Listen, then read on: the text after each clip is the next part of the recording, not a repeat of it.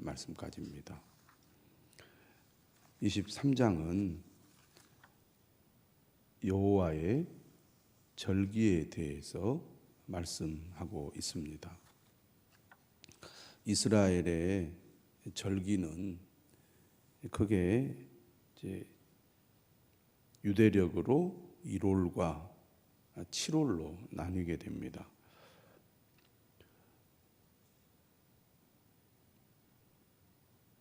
우리가 유대력 1월 하면 오늘 우리가 사용하는 태양력으로는 3월과 4월 사이라고 할 수가 있겠고, 유대력 7월은 9월에서 10월 사이로 우리가 이해하면 되겠습니다.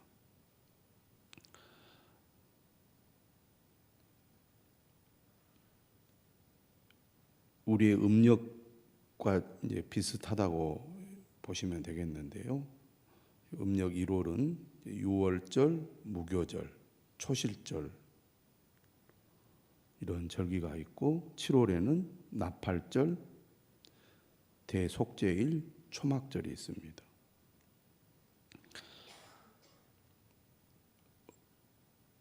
어제 말씀 우리가 유월절과 무교절 그리고 초실절에 대해서 말씀을 나눴는데, 절기는 기본적으로 하나님의 은혜를 기억하고 감사하기 위해서 제정된 것이라고 볼 수 있습니다. 매년 반복해서 절기를 지키라고 하나님께서 명령을 하시죠. 초실절이라는 말의 의미는 초실이라는 것이 첫 열매라는 뜻입니다.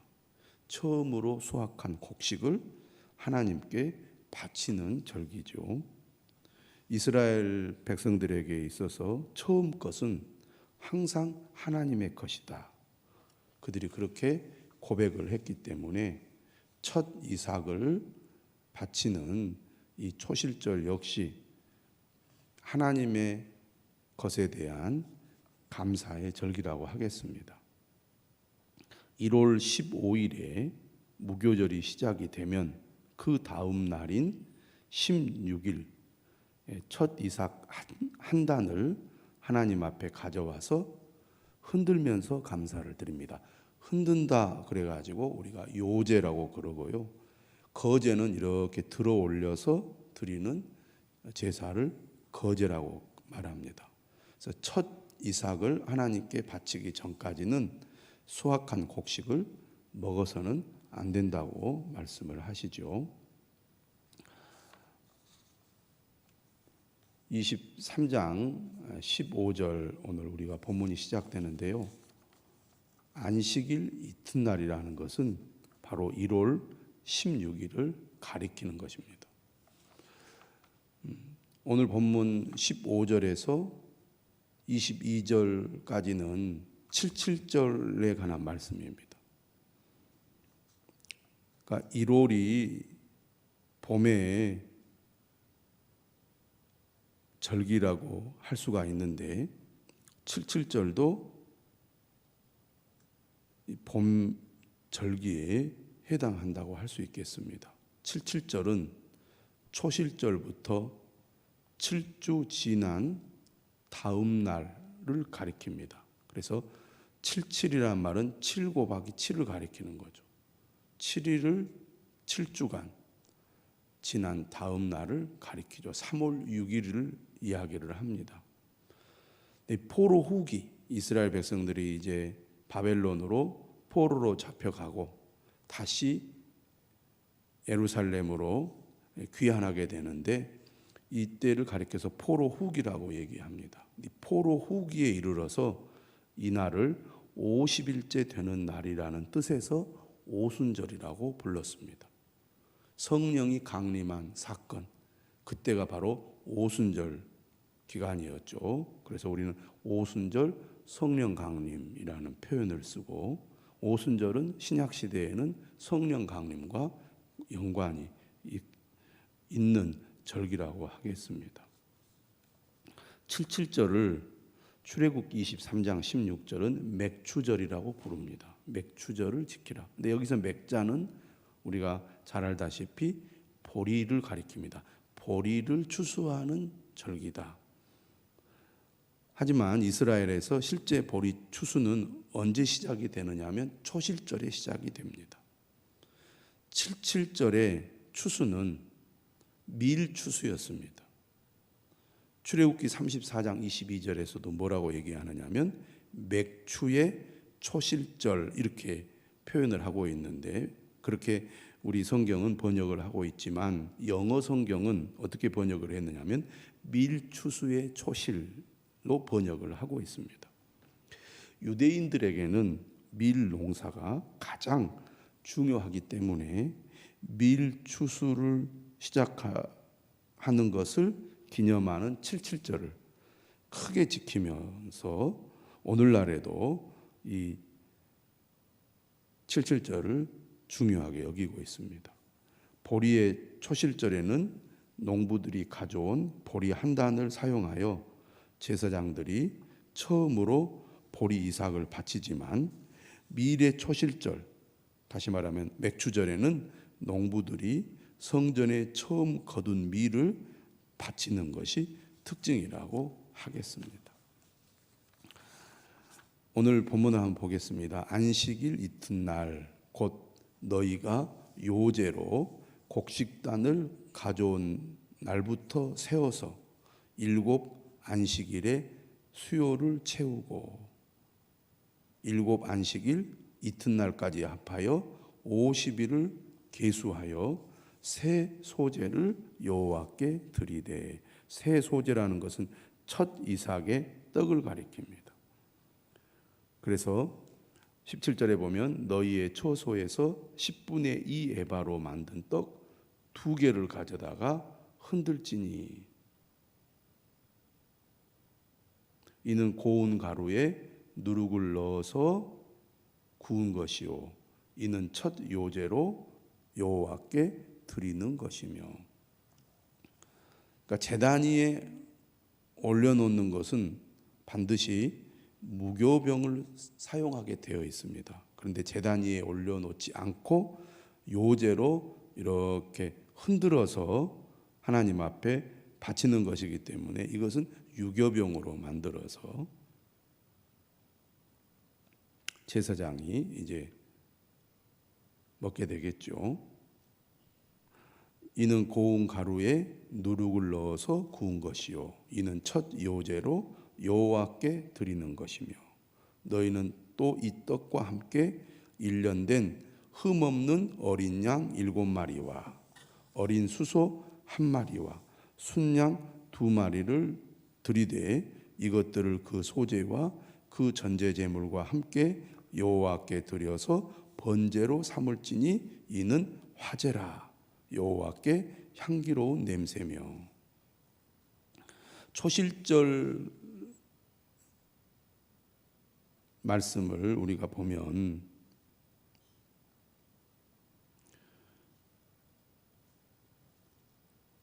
(23장 12절에) 흠없는 순양을 여호와께 번제로 드리게 하셨습니다.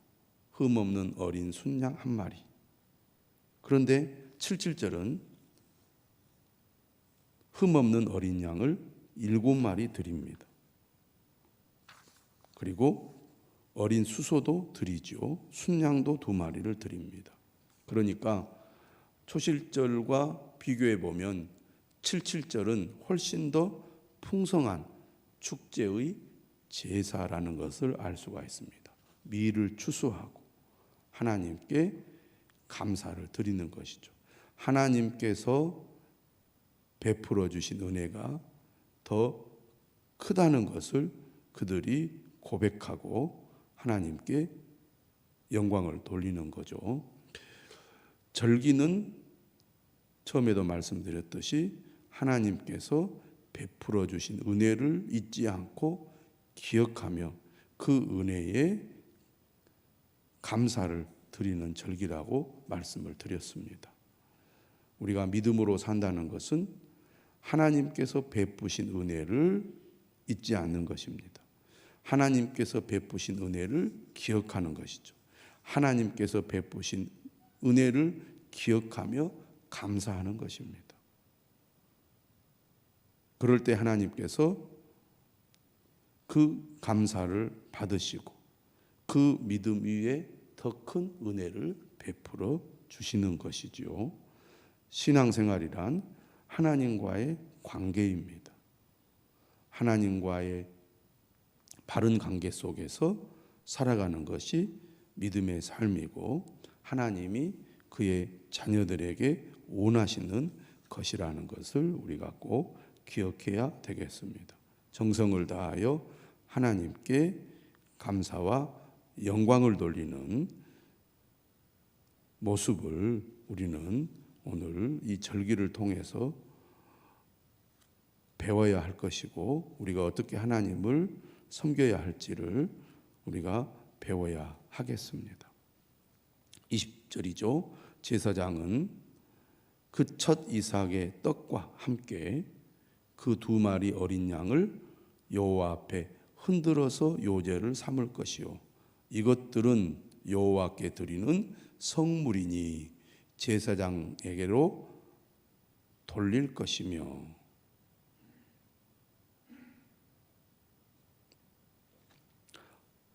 이제 레위기에서 지금 우리가 쭉 강조하고 있는 게 거룩입니다. 다시 말하면 구별하여 속되게 하지 않아야 된다는 것입니다. 하나님께 드리는 예배나 제사나 절기가 하나님께 기뻐 받으시는 절기가 되고 그리고 제물이 되려면 반드시 구별하여 드리고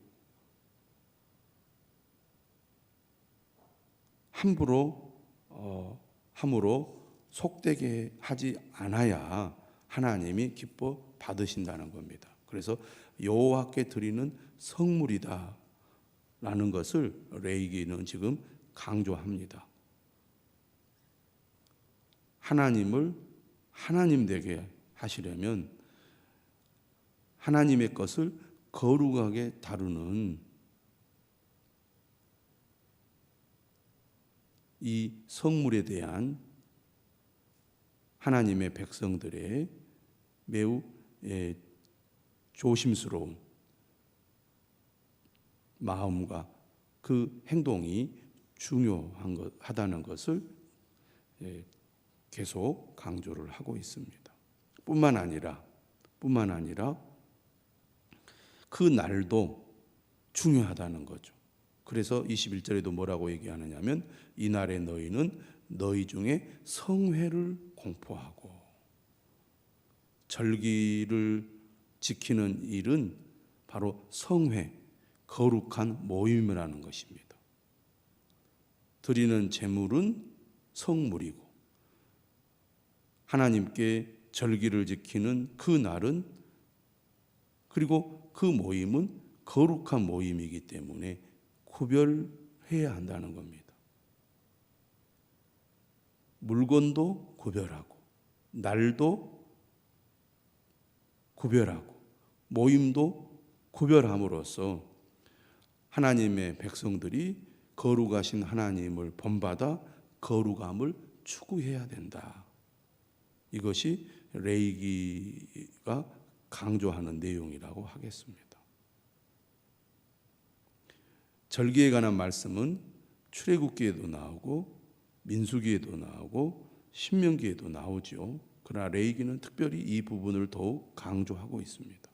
그렇기 때문에 성회로 모이는 날은 어떤 노동도 하지 말아라 이렇게 분명하게 규정하고 있고 오늘 21절 하반절에도 말합니다. 이는 너희가 그 거주하는 각처에서 대대로 지킬 영원한 규례니라.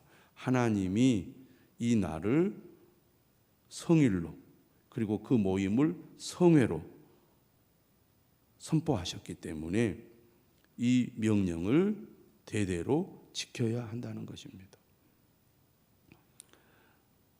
뿐만 아니라 22절은 이렇게 말하죠. 너희 땅에 곡물을 벨 때에 밭 모퉁이까지 다 베지 말며 떨어진 것을 줍지 말고 그것을 가난한 자와 거류민을 위하여 남겨두라. 풍성한 추수의 날이기 때문에 추수할 때 가난한 자와 거류민을 위한 배려도 율법으로 규정하고 있습니다. 하나님 사랑과 이웃 사랑이 연결되어 있다는 것입니다. 진정으로 하나님을 믿고 하나님을 섬기는 사람은 하나님의 명령을 따라 이웃을 향한 관심과 사랑 또한 실천해야 그것이 진정으로 하나님을 믿고 따르는 것이라고 말씀하고 있는 것입니다. 23절은 나팔절에 관한 말씀입니다. 이제 이것은 가을의 절기로 넘어가는 거죠. 나팔절은 언제 지키느냐? 오늘 24절에 보니까 일곱째 달 첫날입니다. 다시 말하면 유대력으로 7월 1일이죠. 근데 이 유대력이라고 제가 말씀드리는 것은 유대력은 이제 크게 두 가지가 있는데요. 하나는 종교력이고 하나는 민간력입니다. 일반적으로 구약에서 제시된 이스라엘의 기본적인 달력은 바로 종교력입니다. 근데 민간력은 뭐냐? 농사를 짓고 일상생활을 위해서 사용하는 달력이 민간력인데 구약은 이제 아주 예외적으로 그것을 이제 사용하고 있는 것을 보게 됩니다. 그런데 이 일곱째 달 첫날이 바로 나팔절인데 이 나팔절을 유대인들은 새해로 지켰습니다. 새해로 지켰거든요. 그래서 그날 이스라엘의 공식적인 새 첫날로 그들이 선포를 합니다. 나팔을 불죠. 양각 나팔을 불러서 새 시작을 알리게 됩니다.